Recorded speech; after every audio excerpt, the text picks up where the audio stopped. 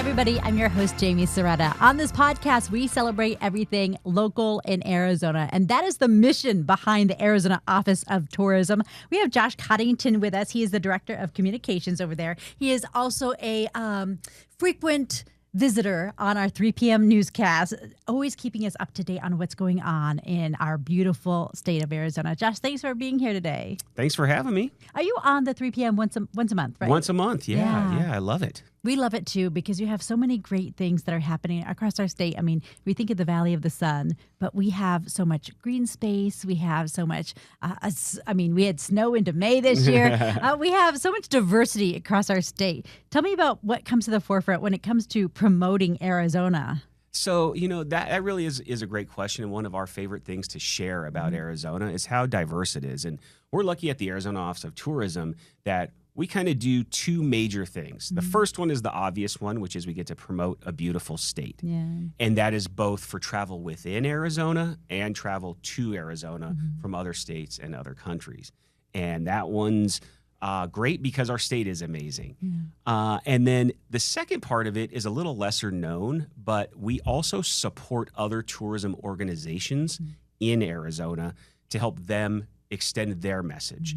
And that goes all the way from big organizations like Visit Phoenix and Experience Scottsdale or Visit Mesa to also very small tourism operations like maybe in the town of Bisbee or Pinetop Lakeside or Tucson even. Places that people want to visit but that maybe have one person or two people who are responsible for people traveling to that place. And so we support those organizations also in increasing their reach to make sure people know about not only that they exist, but the things that they have and the things that they offer. And also, even if you've already been there once, why you might want to come back again. Yeah, I think of like Sonoita is really getting on the map as far as places that people want to visit. Where are people coming from? You said internationally. Where are people visiting Arizona from? So it's pretty intuitive if you think of the number one international visitors to Arizona. Visitors from Mexico. Oh, Mexico. Of course, Mexico, right? Yes. Right. Yes, of course. I knew that one. Yes, I know. You I was knew first going to California, but yes, international. So international first, Mexico. Mexican visitors are number one, and then Canadian visitors are number two. And then basically 3 through 8 or 9 is going to be our overseas destinations. That's like the UK, France, Germany, Australia, and even some new ones like India is really. I mean, the numbers that we've seen recently have shown that we're getting a lot of visitors from India to Arizona and to the United States in general. So that's great. But then visitors from within the United States, the number one visitors to Arizona, always Arizonans visiting other parts of Arizona. Well, that's wonderful. Yes. Because it's one of my favorite things to play tourist in my own town, in my own state. I mean, I will go down the most basic itinerary because I want to make sure that I've seen those things. Yeah, and I've checked them off as well. I think people forget. I grew up here and I don't think I ever hiked Camelback Mountain as a teenager. Yeah. It just wasn't. I always loved it. I purposefully drove by it for inspiration. But I never hiked the darn thing. You know what I mean? Which I recommend with caution. Yeah, right. Right. It's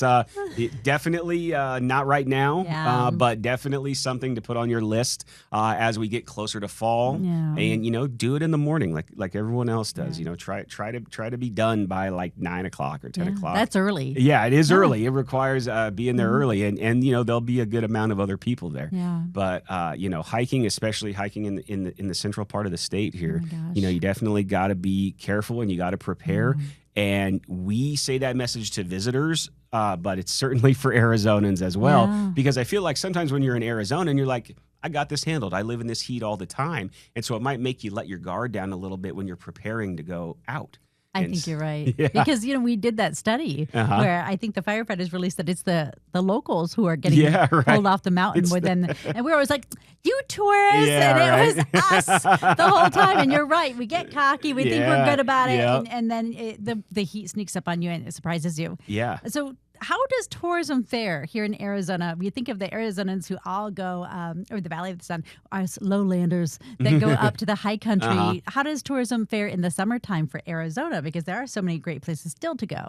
Right. So the high season of tourism in Arizona is definitely springtime. So, Cactus League, that March, late February, March and April time for the whole, looking at the state as a whole, that's our peak season, as you can imagine, right, for the great weather. So during the summertime, if you look at the state as a whole, of course, the tourism dips a little bit, and that's why you see a lot of great staycation deals from our spectacular resorts here, right? Yeah, because we love it. they're like, hey, this resort's here no matter what time of year it is, and they'd rather have people there in the rooms and enjoying the pools and the restaurants than not. So they really work on doing that. But we also say, hey, parts of Arizona are hot, but parts of Arizona are not hot. Yeah.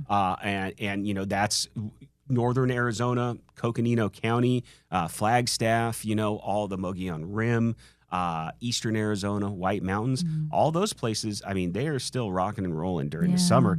And it's not just out-of-state visitors that are visiting that part of the state. Sorry, it's Arizonans. Oh, for sure. Arizonans are renting those cabins and staying in those hotels and just loving the northern part of the state, or even north central part of the state. That's what I always feel like I refer to it as northern Arizona, but really it's like you don't have to drive that far north, right, to start having the elevation go up and kind of get into some mountain type experiences. And of course, Sedona is very close. The Verde Valley, and I mean, so, Arizonans are really the heartbeat of Arizona tourism, just because Arizonans go everywhere in Arizona. And that's kind of the way we look at it is we want you to do things in Phoenix and Maricopa County, but we also want to make sure that you remember all of our small towns that are out there whose economies largely depend on tourism to, give the livelihood that the residents who live there enjoy. Right. What are the top 3 attractions or cities that people like to visit? Do you mean just people in general? Just like the no-brainers. Of course, they're here for the Grand Canyon. Of course, they're here to see Bear Jackson. Things like that. So, there are absolutely some cities in Arizona that are pretty popular. Phoenix is, of course, like the number one. Yeah. Well, you fly in. Right, you fly in, so you're in Phoenix.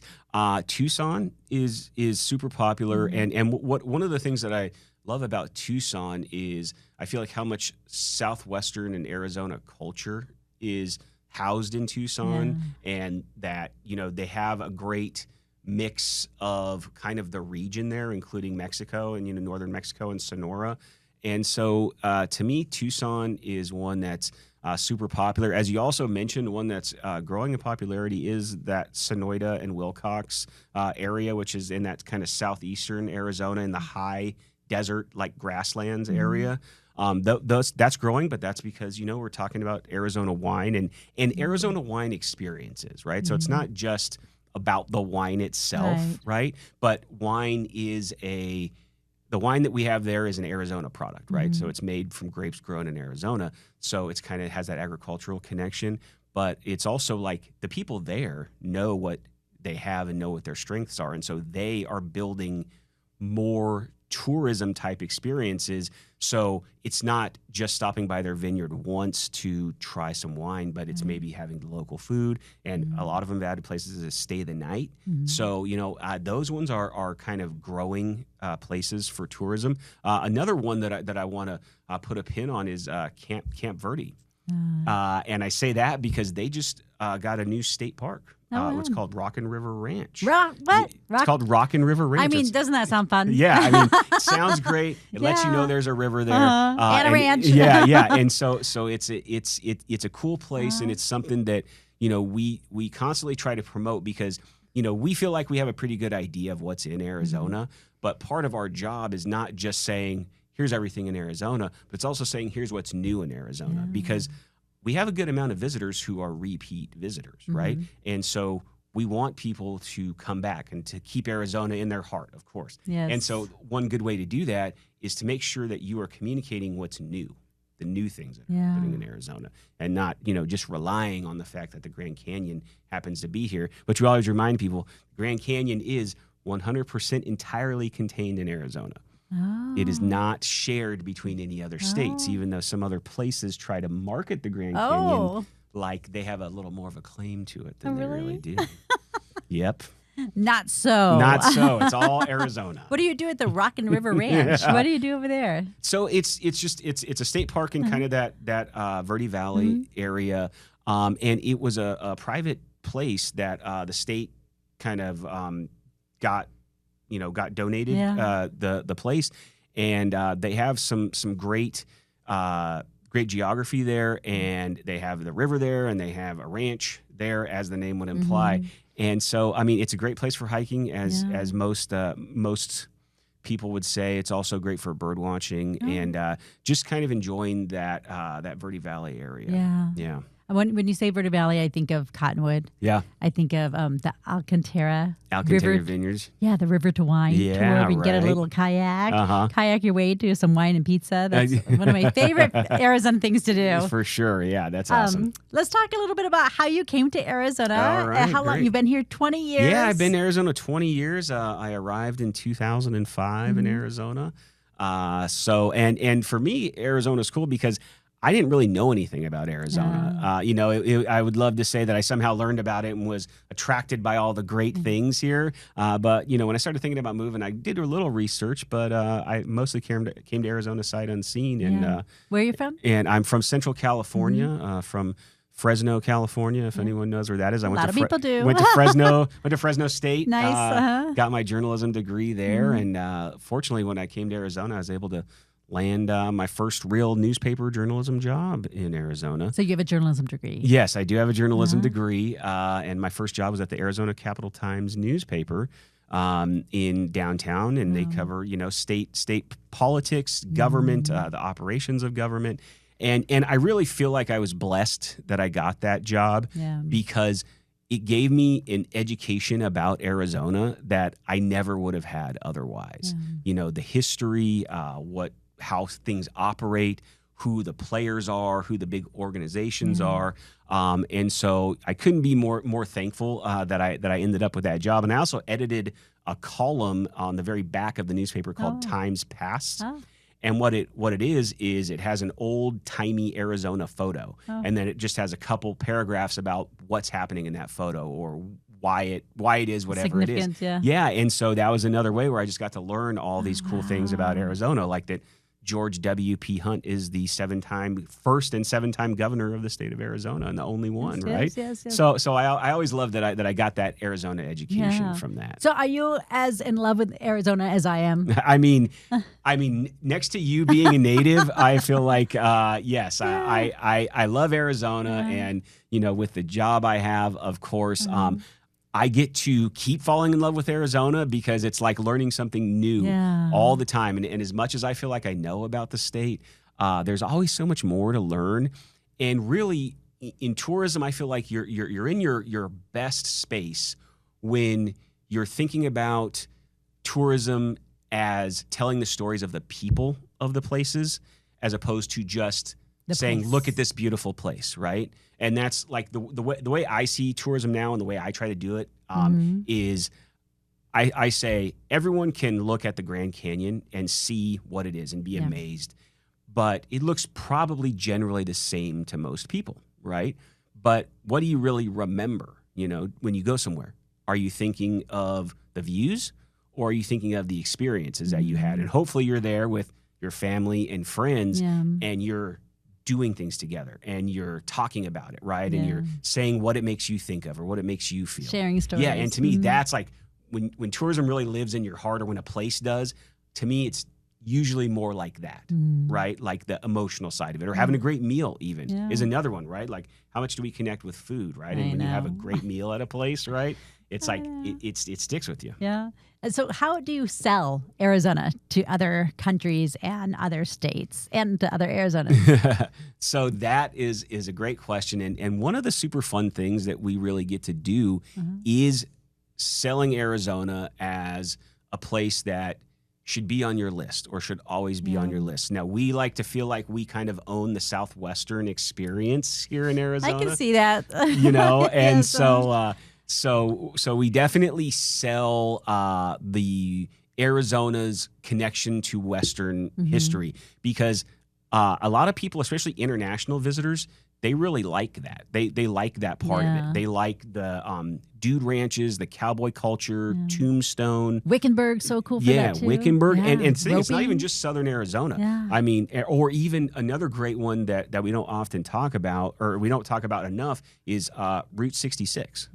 I mean, people love Route 66. Arizona is home to the longest continuous original stretch of Route 66. Oh, wow. So it's 158 miles. So we have the biggest stretch of Route 66, and we have all the Grand Canyon. Yeah, we're just adding to our bragging rights. There we go. We're just puffing ourselves up. Yeah. But it's telling those stories, and it's also addressing the misperception that Arizona is mostly desert or is all desert, as some people think.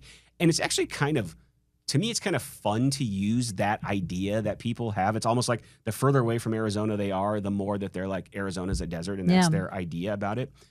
Because it makes it easier to surprise them, right? Yeah. And to say, hey, guess what? We show them a different picture, and we're like, this is also Arizona, and this is also Arizona. And it's like snow and pine trees, or water, right? And I love it when we get to show people the pictures of like Lake Havasu, where it's water, but it's going up to like sandstone or cliffs, or it looks like Canyons, water. Yeah, going to a desert or canyon lake even, because it shows, it gets at that idea that we don't have water, which we do, of course. And, not only that, but we're one of the leaders in water management. Oh, good. And we've had people come here from other arid places across the world to see how we manage water because, we're here. Oh, good. We're managing water. Yeah. And so we want to share that with people. We want to share that Arizona offers a wide variety of experiences for you to do. And even people like the desert. The desert is unique also. Yeah. And that's, I feel like, another thing that I never cede the point that if someone says to me Arizona is just a desert, like, it's not just a desert. It's an amazing desert. It's a unique desert. And when you understand that the Sonoran Desert, in which we live in, is the greenest and wettest and most biodiverse desert on the planet, you get the idea that our desert is alive. And when people think of desert, a lot of times they think of like rolling sand dunes, like the Sahara Desert. The tumbleweed blows through. Yeah, and then like, and you hear the noise, and it's like, well, that's what it is. Like, I know what it is. Yeah. But then, we show them a picture of, saguaro cactuses, smaller cactuses, bushes, or a monsoon rainstorm, and it's like they're really blown away, and it's addressing that perception, because then, if they think they know what it is, but we're like, hey, there's more here. There's more here that we want to share with you. A lot of times you can get people to absolutely consider coming to your state. And, tourism is highly competitive. That's one thing I think that people don't understand as much about it, is that Arizona is beautiful. We have all these great things. We have great pictures. We have great videos. We have stories of people who are here that we share, all those things that get people to come here. But it's not just us that's doing that. It's our surrounding states, Colorado, Utah, Nevada, New Mexico. They also have beautiful images of their places. They also have talked to all the people who run businesses in their state, and they're promoting their stuff. Right. And so when someone's looking for a vacation, you need to be in front of them when they are booking it, right? Oh, and so how do you do that? So it's really one of the primary ways that we do it is marketing campaigns. And so do we have commercials running in other states at certain times of year? So we do have various ways of reaching other people in other states and other countries. Commercials is one, but it's not really like a traditional commercial, because our marketing of Arizona is targeted. So the way you do marketing today, and again, I'm not an expert on marketing, but the way you do it is you don't want to throw your information to everybody or anybody, because it's just incredibly cost prohibitive to do it that way. But you want to reach people when they're looking for travel, right? Or if they're on their computer and they're like, show me something about Southwest United States, or show me something about Arizona. That's when you want them to see your ad that takes them to our Visit Arizona website, because they're already doing it. Yeah. And because if you're not doing it, you don't like an ad for something if you're not interested in it, right? Or if you're not somehow predisposed to looking at it. So our marketing is very targeted to people who are looking for travel and who are in cities or regions that typically travel to Arizona or that want to travel to Arizona. So, that's certainly ones you probably know, like Chicago, New York, LA, San Francisco, Dallas, are just a couple examples of places where you might see a ad for Arizona or for Visit Arizona. I used to live in Oklahoma City, and people came here all the time. Yeah. I'd ask why. They said it was a direct flight on Southwest. Yeah. It was a 2-hour direct flight on Southwest or something. So it was like that simple as far as that's why they were discovering it. And then a lot of them moved here after that as well. Yeah. And then I think about COVID and how Arizona was more open than other states. Yeah. And a lot of people, there were people from Philly out here. There are people, this was kind of when Scottsdale became the next Nashville or whatever for bachelorette parties. Yeah. Yeah. And so how has things changed as far as travel post-COVID, our post-COVID world? So a couple things. The first thing that you mentioned is air travel or access or flights. And that's another aspect of the industry that I was not nearly as aware of when I first started as I am now, is how important a partner your airport or airports are to a successful travel industry. And when you can get a direct flight, and that's why whenever Sky Harbor gets a new direct flight somewhere, there's a lot of news about it. They share it, we share it, because those are important. Because as you said, if you can get from one major U.S. destination to Phoenix, and it's a direct flight and it takes only 2 hours or 3 hours, you're more likely to book that and to do it than if you have to connect, right? Funny? Yeah, and I never thought about that kind of stuff. I want to go to the beach. Like, how do I get there? Yeah, and so that absolutely makes a difference in your ability to bring people in from different states and different cities. Yeah, access for sure access is totally a huge thing. So did more people learn about us after COVID or during COVID? So interestingly enough, during COVID, there was a few different tourism strategies employed by different places, not just around the U.S., but everywhere. And one of the things that we did for our role is that we didn't turn off our messaging in other places and other countries. Like a lot of places just turned it off entirely. Yeah. But the strategy that we took was we still want to be inspirational. So we switched the message to understanding that if you're cooped up in your house, that you're probably dreaming about not being there. And you're probably being like, man, I look forward to when I can go do things again. And so we wanted to meet people in that spot, in the I'm thinking about what I can do. Yeah. So our messaging was light, but it was just, hey, if you're thinking about Arizona, here are some digital things, videos that you can look at to remind you that we're here, or to remind you of the good times you've had here, or that you could have here. Yeah. So it was only keeping the touch point of saying, we understand what you're going through, and here's something maybe that will brighten your day. No. So we started with that as just, that's where we were. Yeah. And then as things opened back up, of course, then we kind of evolved the message to when you're ready, And so I think that helped us, and international travel still hasn't recovered to the pre-pandemic level. But I think that helped us kind of get out of the gate a little faster than maybe our competitors, because we were fortunately able to keep kind of that low level going. Yeah. And again, you have to be respectful of people, right, with your messaging, and not, be bombarding them about traveling, when they can't. Yeah. And so, that was one thing. And then another pandemic thing that Arizona kind of benefited from was the fact that we have so much open space, right? And that was the message, And I'm sure, as the travel princess, it's like we have so much open space that you can go visit. And so that coming out of the pandemic, we talked a lot about open spaces, Visit Arizona's wide open spaces. Ooh. And so I think that helped us as a state being able to promote that and that's something that we already had. We didn't have to make that up. Like right. we It's there. We already had that. It's there. Is. You can go out and you can, in places in Arizona, you can feel like you're a million miles from anybody. And I think that really helped with the comfort level of traveling and encouraging Arizonans to travel. And and I know that you have some gems for us. Oh yeah. That you have written down.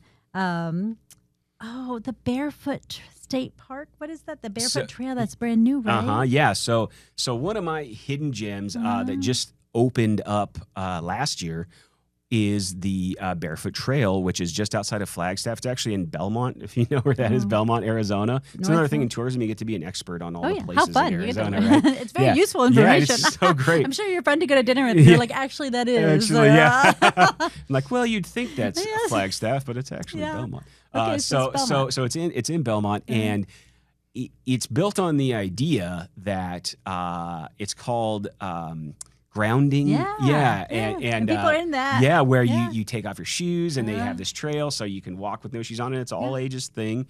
And you're connecting with the Earth's energy, right? And so it's a 1 mile trail. And what I like about it is it's almost like hiking, but with no no stress and no push to get to the top or get to the peak.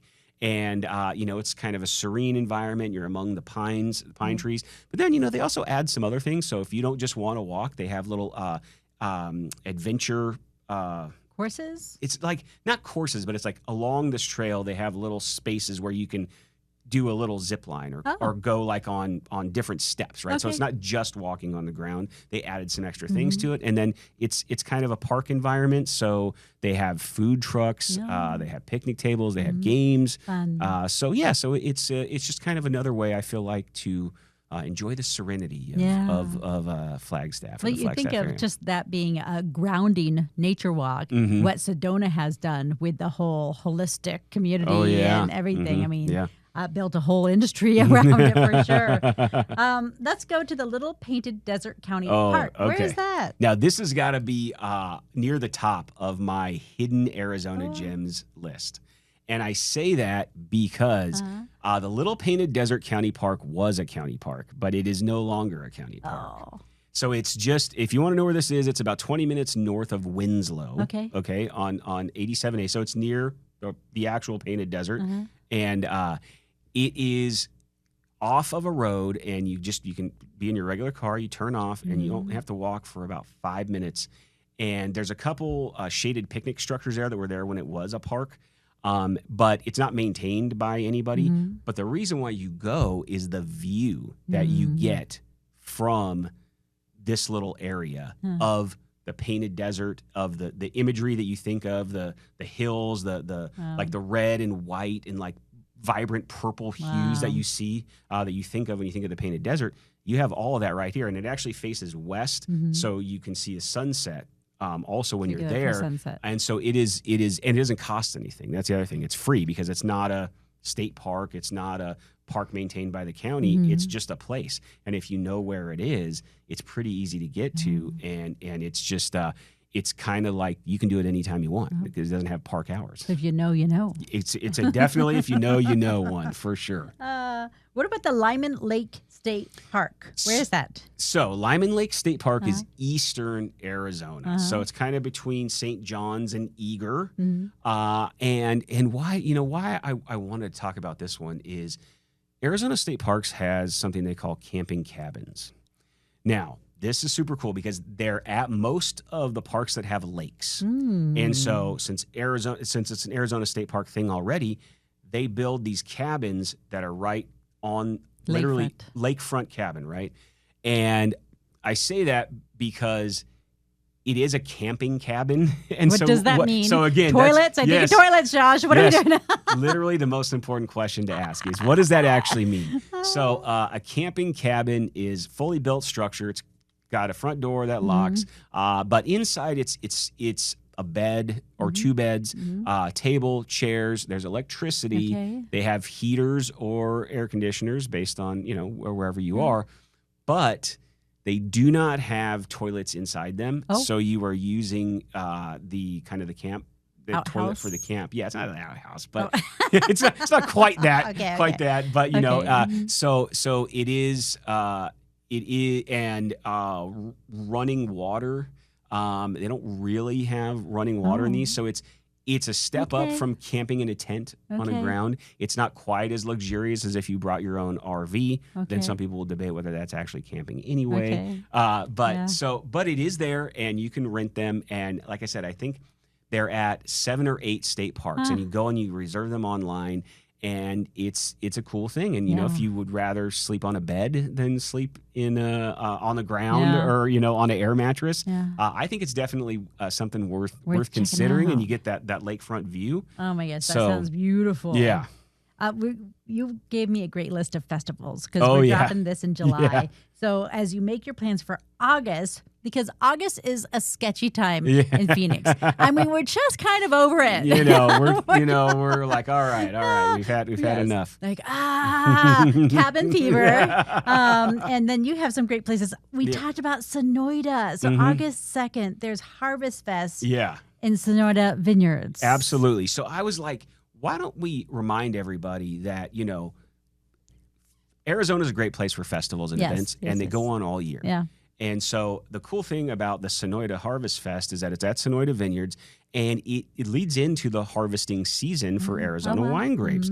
And the cool thing about this one is that if you remember the I Love Lucy episode where they're stomping on the grapes, I feel like that's one of the best known ones ever. They have a grape stomping competition at this event. Oh my gosh. So you can get into it and be part of the wine creation process. Fun. And of course, a lot of other Arizona winemakers go there and sample their latest products. They have great food. You can do a vineyard tour. Wow. So to me, this is, you know, it's at one vineyard, but it's in Sonoita, which is, of course, one of Arizona's official wine creation regions. So definitely, to me, that one's worth putting on the calendar. And it's in Sonoita, which still southern Arizona, but it's the higher desert, so it's actually not quite as warm as Tucson would be at that time. Okay, well, not quite as warm. We will always take. Yeah. Oh, my gosh. Yeah. August 8th through the 10th. We're just filling up August. It's the Bisbee Pirate Weekend? Yep. I was like, of course. I was like, of course there is a Bisbee Pirate Weekend. Of course. Like, that's so on brand for Bisbee, and I love it. And it is exactly what it sounds like. It is a 3-day event, costume event in Bisbee, where you can go and you can dress up as a pirate or as a mermaid. Oh. So it's also mermaids. Choices. It's not just pirates. Mermaids and pirates. And of course, they have pub crawls. Yeah. They have costume contests. They even have a pirate prom. Oh my gosh, stop it. I mean, they have performers. So it is just, I mean, to me, it is like the revelry that Bisbee is known for is all encapsulated in the Bisbee Pirate Weekend. Oh my God. So you got to check that one out. That's hilarious and hard yes. Now we're going to Flagstaff on August 23rd and 24th because that's the Hopi Arts and Cultural Festival. Yeah, absolutely. And this one to me is just super awesome to make sure you are connecting with Arizona's indigenous cultures. And, you know, the Hopi one, especially in Flagstaff, is cool. It's artisans, it's culture, it's educational. It's indoors, actually, in the Flagstaff Mall. So in case, you know, you are, you know, again, Flagstaff's, you know, still beautiful in August, of course, but it's indoor, and it's just a place to kind of educate yourself about Hopi culture in Arizona. So much learning to be doing, and so beautiful. The dance and everything, so beautiful. Everything. Yep. The Salsa, Tequila, and Taco Challenge is August 31st in Tucson. I mean, I feel like how hard is it to convince someone to go to a food festival in Tucson? Yeah. Like, I mean, this is like, I feel like every food festival should be in Tucson. Yeah. But this one is, again, late August. It's at the Hilton El Conquistador Hotel. Okay. And that's a like iconic one, right? Yes, it's a famous one. It feels very Tucson-y. Yeah. So you get the atmosphere is good, and then just like it sounds, there are great chefs. There are mixologists who make cool drinks, and then of course there's live music. There's live entertainment. There's lucha libre wrestling. Oh man, always entertaining. Yeah, always entertaining. But just another thing to do that should be on your calendar. And I mean, you know, we really have so many events, and just like we all live here all year, things continue to go on in Arizona. And I feel like, once you know about them, then you're more likely to go check that out and have a good time. There's an event that's been on my list that I have not attended yet. It's Picking in the Pines. What is that? So that one is kind of looking towards fall, because that one's going to be more in mid-September, which, again, Flagstaff, mid-September. Like, maybe you need a light jacket at night, but just gorgeous. And this one's one of my fall favorites. There, I just made up something. Yes, one of my fall favorites because it's at Fort Tuthill County Park, which is where a lot of the events in Flagstaff are, and it's just again a great event of music and the people that are there, and a lot of people from, of course, outside of Flagstaff go to this event, and it's food, music, and artisans, like all the good things you want in a festival. And this one's been around for a while, so it's successful, and it's just, to me, it's a calm, like, hang out, just enjoy the cool weather kind of place. I think of banjo, like banjo. Well, it's a pickin'. Is right. it a certain kind of music? Yeah, so it's like blues kind of stuff like that. So not far off. Your thoughts kind of correct on that. Let's talk about some of the things that you have, because you have the Arizona Wild Bunch Family Pass, the AZ Parks Passport. And then the Route Route 66 check-in challenge. So you have a lot of things that will guide us on your website. For sure. So our best digital tool is going to be our website, visitarizona.com. And I always share that one to remind everyone that visitarizona.com is not just for visitors, it's for residents too. And that can give you an idea of anything to do across the state. So if you're doing research for a trip, or if you're looking for your next summer trip, definitely check out visitarizona.com. But in addition to that, we do these digital passports that are free to use to help you discover kind of smaller pieces of the state, or that are focused on a specific group, or focused on something like that. So the one we just recently released is our Arizona Wild Bunch Family Pass, which is all focused on family activities.